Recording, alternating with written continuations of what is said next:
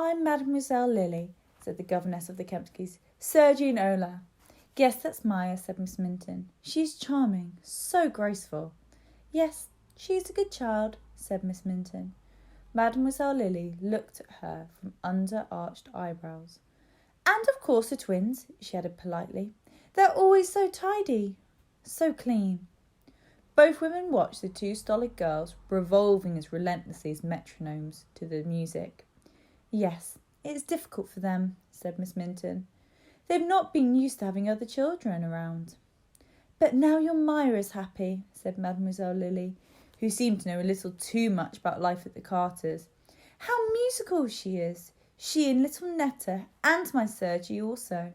You must bring her to visit us. The Countess is always wanting that her children meet new friends. The music stopped. Now will you take your partners, said Madame Duchamp. Maya looked down at the floor. There were more girls than boys. She would wait and dance with whoever was left over. A Portuguese boy with a rose in his buttonhole claimed Netta. Then she found Sergi, who was at her side. Will you? He said, and she nodded happily to see the twins watching her balefully before they turned to each other. They always dance together, explained Sergi. I don't think they like other children. Maya was not so sure. Perhaps next time you can ask one of them. No, they make me frightened, he said, and left. It was a wonderful hour. The shabby old lady had played for the Imperial Russian Ballet School. She coaxed real music out of her battered piano. Maya forgot the twins, forgot the dark, gloomy house, and danced. But 5 minutes before the end of the lesson, something had changed the mood completely. 2 men came into the room. They were dressed in black trousers, black jacket, black shoes, and as they walked over to Madame Duchamp, it was as though a pair of gloomy crows had stalked into the room. The larger of the crows put up his hand. The piano fell silent. Then both men approached Madame Duchamp and spoke to her in a low voice. Maya could not hear what they were saying, but she felt a shiver and unease, and when she looked at Miss Minton, she saw that her governess was frowning. I know nothing of such boy, said Madame Duchamp firmly. Nothing. The men spoke again, and when she nodded, they turned to the class. Now, please listen very carefully, said the tall of the crows, as though he was speaking to a group of 2-year-olds. He had a square forehead and a bulbous nose, covered in broken veins. My name is Trapwood, and my partner here is Mr. Lowe, and we've come to Manus on an important mission, a very important mission. We have come to find a boy who's living somewhere near here, and he must be brought back to England. Mr. Lowe, the thinner, smaller crow, blinked his watery eyes and nodded. Must be brought back, he repeated in a high voice. Quickly, must be taken back without a delay. The son of an Englishman called Bernard Taverner, who settled out here, and who is now dead, Mr. Trapwood went on. He was drowned when his canoe overturned in the rapids. Now, does anyone here know of such boy? The children looked at each other.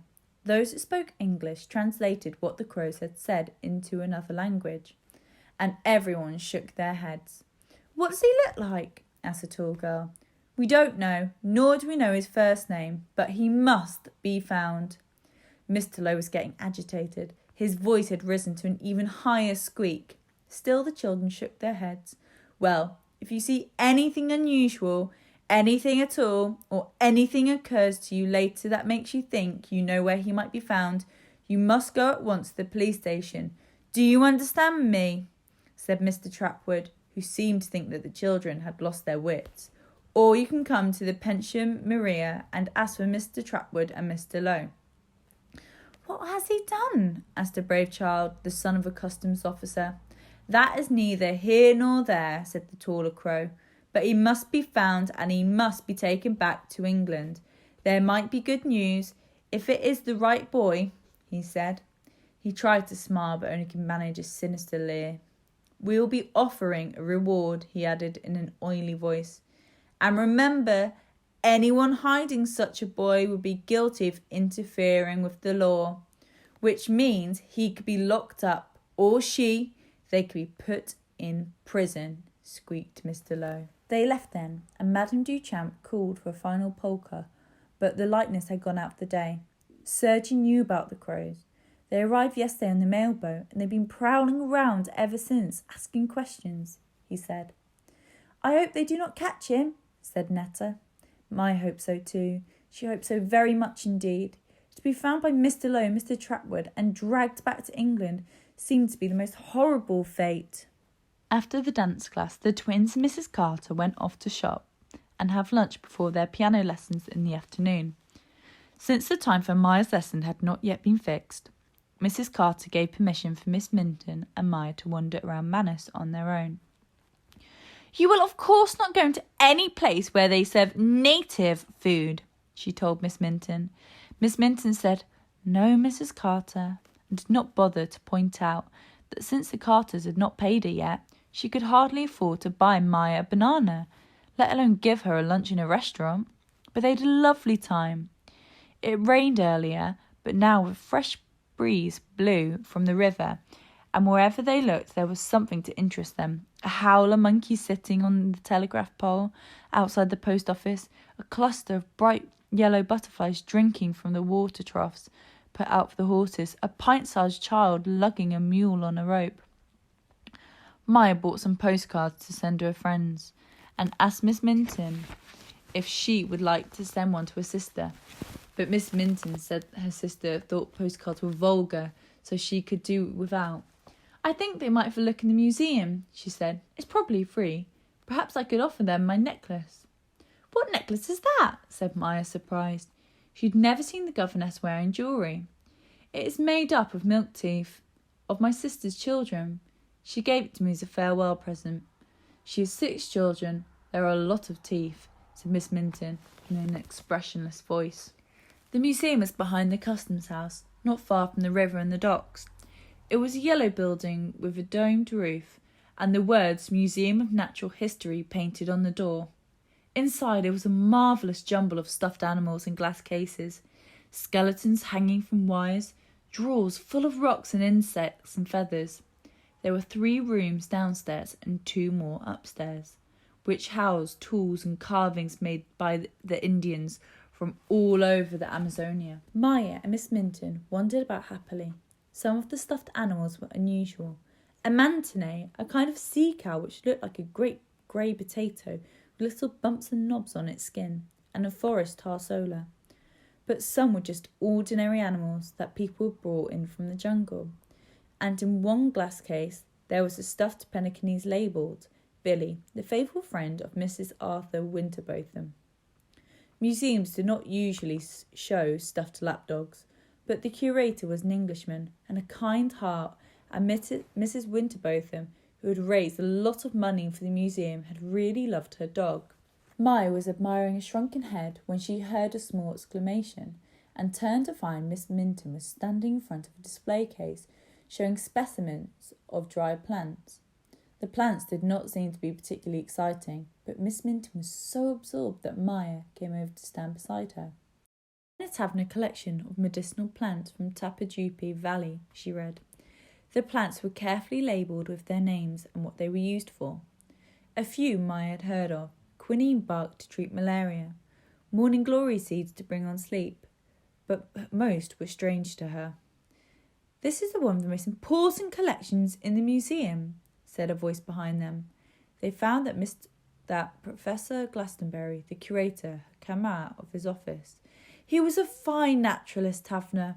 The professor was a big, portly man with a fringe of white hair framing a pink skull, very blue eyes, and an old linen jacket from which a handkerchief protruded. The handkerchief did not have much to do with the professor's nose. It was used to mop up dye or formalin, wrap up a delicate specimen, or wedge a rickety stand. He had been putting together the skeleton of a giant sloth, and was still carrying one of its claws in its hand. When did Mr. Taverner present the collection? Asked Miss Minton. 5 years ago, when he came back from Tajupi. But he often brought things in. That banded armadillo came from the Taverner. He never killed more than he needed, though. Once he had a specimen, he left the rest alone. He sighed. remembering the man who had been his friend. Then the door flung open. Loud footsteps sounded on the wooden floor, and they were found by Mr. Trapwood and Mr. Lowe, making their way towards them.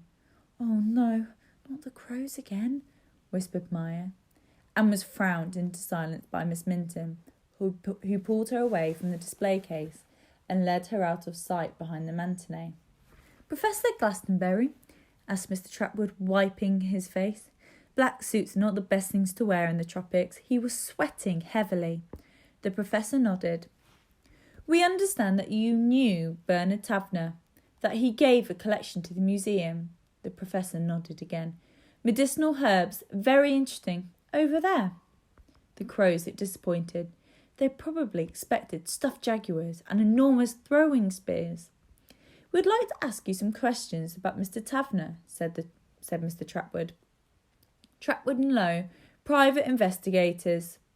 He took out a card of his pocket and handed it to the professor. The professor looked at it and gave it back. "I'm afraid I'm very busy. It won't take long. We know that Bernard Tavener died about 4 months ago. What we want to know is the whereabouts of Tavener's son. What we must know," squeaked Mr. Lowe. "He is to be brought back to Westwood without delay." The professor blinked at him. "I'm afraid that won't be possible," he said. "Why is that?" "Because Bernard Tavener didn't have a son," said the professor. "And now, if you'll excuse me—" "I'm glad," said Maya, as they left the museum. "I'm glad he hasn't got a son. I don't know what Westwood is, but it sounds horrid. I suppose it's a prison, like Wormwood, Scrubs, or Pentonville." And Miss Minton said, "Yes." They were to meet the Carters at the theatre box office at 4 o'clock. As they crossed the square, with its tall brass lamps and towering trees, Maya was more and more in awe. "Imagine Clovis acting there," she said. "It's really a famous place, isn't it?" Miss Minton nodded. "Carasso sang there," she said, "and Sarah Burton-Hart came to act. She was 70 years old when she played Napoleon's young son, and she was a sensation. Goodness!" Maya was impressed. "If a woman of 70 could act as Napoleon's son, then surely Clovis could manage little Lord Fauntleroy. I'm really looking forward to seeing him again," she said. "It's only a week now before they come." The twins and the mother were waiting. "We've got our tickets," said Beatrice. "We're going to Little Lord Fauntleroy on Monday afternoon, and on Saturday we're going to see Twelfth Night. That'll be boring because it's Shakespeare, but Little Lord Fauntleroy will be good." "Yes, it is. We saw Clovis rehearsing. He was splendid." The twins stared at Maya. "Oh, you're not going?" "We got the tickets weeks ago, before we knew you were coming. They're sold out, aren't they, Mummy?" Mrs. Carter nodded absently. She was sending the doorman out for the cab. "I promised Clovis I'd be there," said Maya, fighting off tears. "I promised." "He'll have forgotten," said Gwendolen. "Actors don't remember people. He'll have forgotten that he ever met you." And they followed their mother into the waiting cab. The twins were wrong about Clovis. He wasn't clever, but he was faithful, and as soon as the Pilgrim players arrived in Manus, he asked whether he could find a place called the House of Rest and a family called Carter. No one seemed to know about the House of Rest, but he was told that the Carters lived in a bungalow an hour's journey from Manus and could only be reached by boat. "You can't go gallivanting off now," said Mrs. Goodley. "We've got the dress rehearsal this afternoon, and when you see the theatre, you won't want to. It's twice the size of anything you've played before." This did nothing to cheer up Clovis, who said he felt sick. "Everybody feels sick in this dump," said Nancy Goodley. The company had taken the top floor of the Hotel Paradiso, which was the cheapest hotel in Manus. It was also the worst. Grey slugs crawled through the wooden floors of the showers. The lavatories were filthy, and the smell of bean stew being tortured to death in rancid cooking oil stole through the rooms and corridors all day. "It's no good having the vapours now," said Mrs. Goodley sharply. "Remember, Everything depends on you. If Fauntleroy is a sellout, we can pay off the sharks and get a passage to the next place. But if not, God help us all." They had left Belem at night, and in a hurry without paying the hotel bill. The scenery had only just been saved.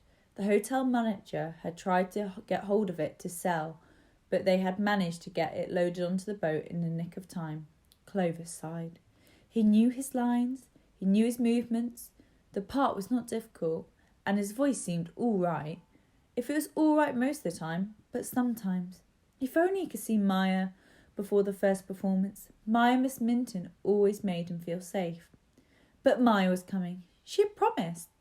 Clovis stamped on a large cockroach and made its way across the floor and decided to be brave.